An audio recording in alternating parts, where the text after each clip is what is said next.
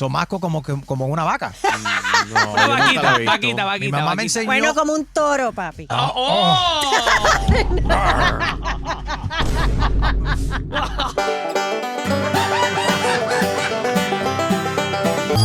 ¿Qué es esta Mira. vaina? Misofonía que sufre Khloe Misofonía. Kardashian. ¿De qué se trata? Eso es un trastorno. Ella estaba hablando de esto, de que ella sufre de... Es un trastorno que te irrita, te da ansiedad, todo lo que sean sonidos extraños, sonidos cotidianos, como respirar fuerte o masticar chicle, cosas normales. Entonces eso le afecta en sus relaciones, porque imagínate estar con una persona, con tu pareja, me imagino que... Sí. Estamos hablando de algo que más. hasta eso también te va a molestar. Los ¿Que gases. ¿Que ronque? Los gases y la roncadera me imagino que afecta a cualquiera. Pero esto va más allá. Y lo que estás describiendo, Dayanara, es, si no me equivoco, Julio, tú posiblemente sufres de esto. Claro, yo sufro de eso y mi hija también. Oh. Y le molesta. Digamos, si alguien está comiendo en la mesa, ella No no puede. come. Ella se levanta porque de verdad, it's like sensitive to hear somebody chewing like... Enrique o does it all hacer the time algo, here.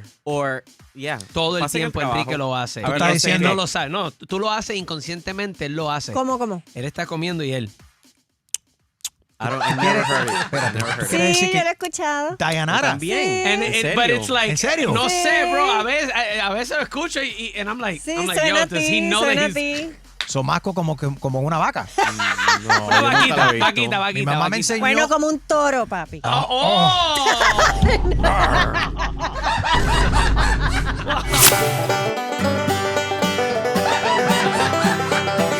¡Ole! Pobre, no sabe ni cómo. Él no sabe los sonidos de un toro. No, that's Just not- go.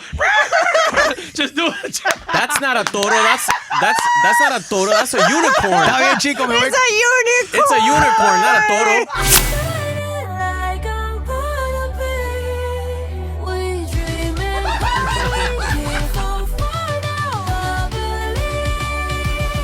Bueno, ¿Cómo pero sabes? el unicornio es una mezcla entre el toro y la yegua. No, so, it's not. Yeah, so, Dayanara. You know what?